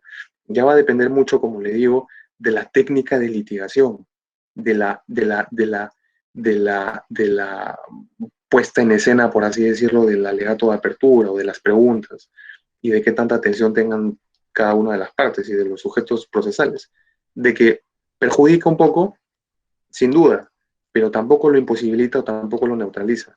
Ahora, con el tema de las audiencias, o mejor dicho, de los medios probatorios de oficio, acá el juez es el único momento, creo yo, en el cual va, y te lo digo hasta por una cuestión de ya, solamente tenemos dos momentos. Tenemos audiencia preliminar y excepcionalmente audiencia de actuación de medios probatorios, si es que la hay, si es que la hay.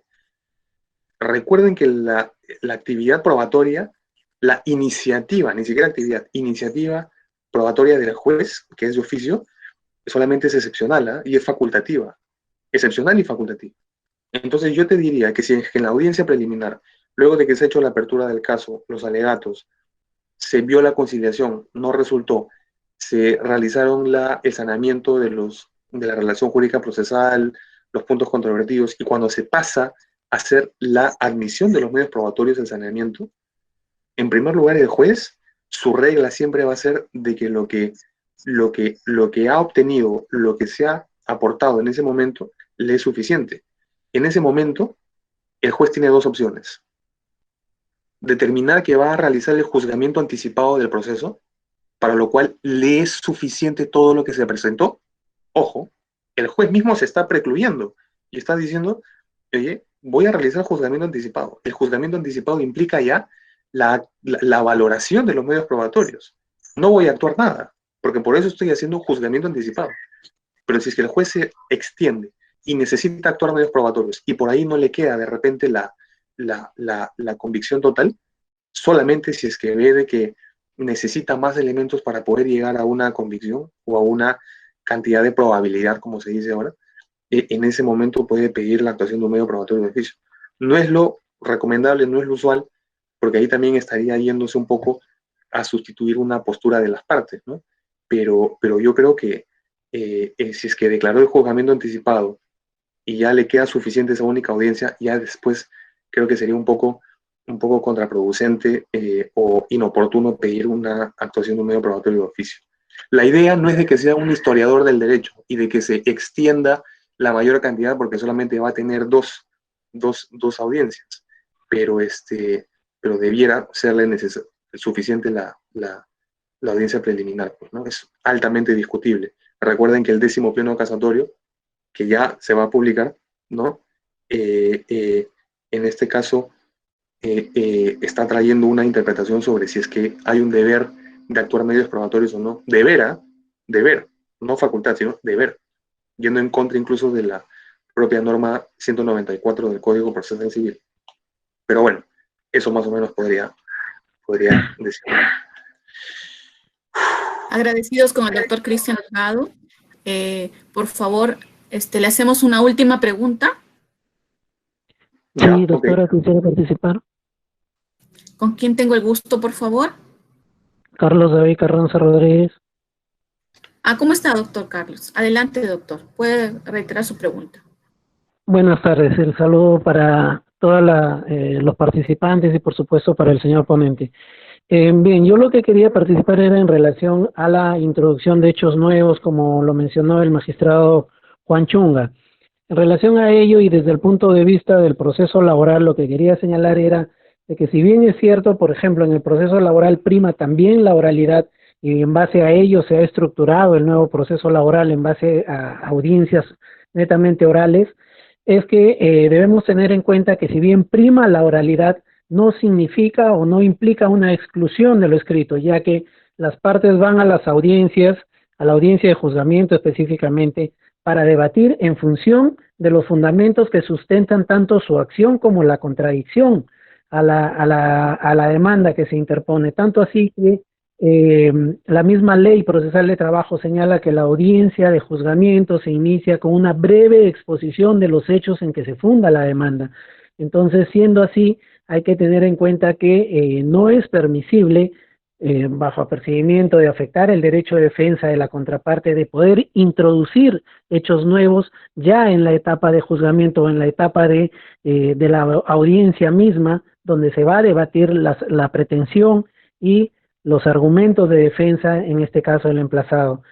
En materia laboral tenemos incluso un pleno jurisdiccional que señala que no debe permitirse esta introducción de hechos nuevos en tanto que se trataría de una modificación fáctica de la demanda, lo cual no es permitido una vez que la misma ha sido notificada a tenor de lo que señala el artículo 428 del Código Procesal Civil. Eso es todo lo que quería señalar. Gracias. Muy amable, doctor. Concluyendo con la ronda de preguntas, doy el uso de la palabra a nuestro magistrado, el doctor Carlos Anticona Luján, juez superior de esta Corte Superior de Justicia de la Libertad e integrante de la unidad académica. Tiene usted el uso de la palabra, doctor. Gracias. La verdad que estas ya casi 2 horas, doctor Cristian Delgado, que estamos escuchando, han sido muy enriquecedoras, ¿no?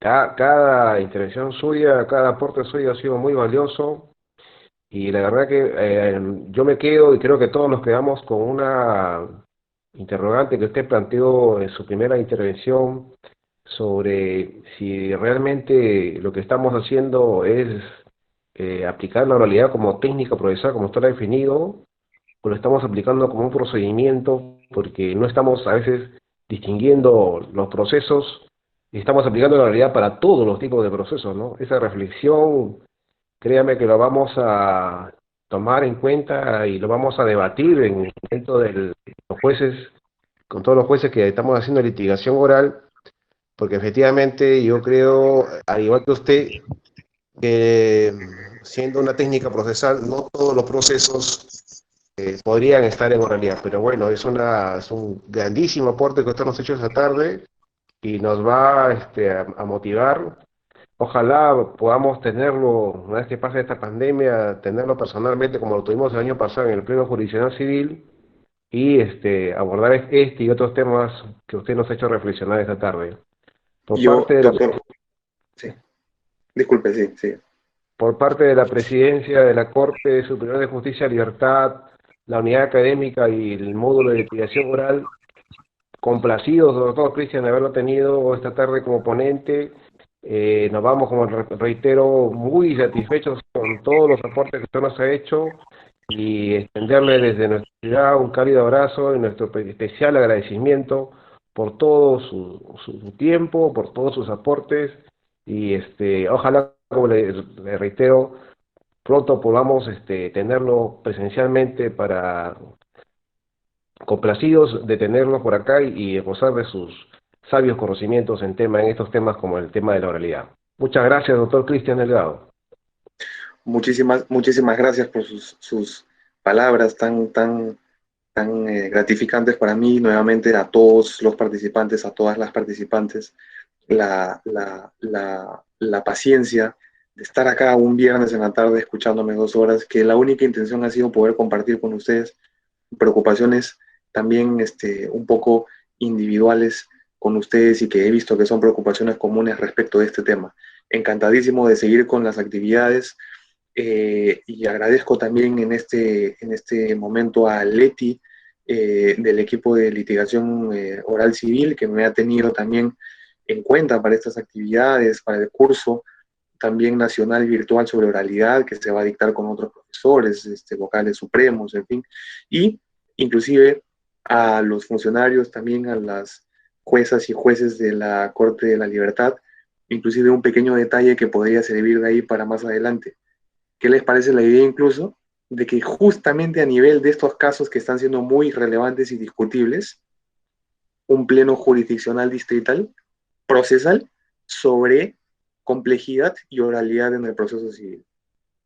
Eso sería hasta una cuestión que los pondría por encima de inclusive de cualquier corte superior departamental para ya comenzar a hacer jurisprudencia o interpretaciones creativas a través de plenos jurisdiccionales. Y qué mejor tema que también con los grandes temas a debatir sobre la oralidad, pues, ¿no? Básicamente eso. Nuevamente, muchísimas gracias. Quedo siempre a su disposición y cuídense mucho y seguramente dentro de poco nuevamente los estaré visitando. Gracias. Gracias, doctor. Le tomamos la palabra. Efectivamente, es un tema que usted lo ha traído hoy día a debate, que es de sumo interesante y tengo por seguro que si no hacemos un pleno nacional, profesor civil, por el tema de la distancia, por lo menos dentro de la litigación oral a nivel de la libertad, vamos a retomar ese tema y lo vamos a tomar como un punto que puede ser materia de un pleno. Y efectivamente lo vamos a convocar, ojalá que esa convocatoria sea personal y podamos tenerlo otra vez más por nuestra ciudad. Una vez más, doctor, nuestro agradecimiento por todo su aporte y hasta pronto, doctor. Ojalá nos vamos a encontrar muy pronto. Muchísimas gracias. Gracias a todos. Gracias, doctor Anticona.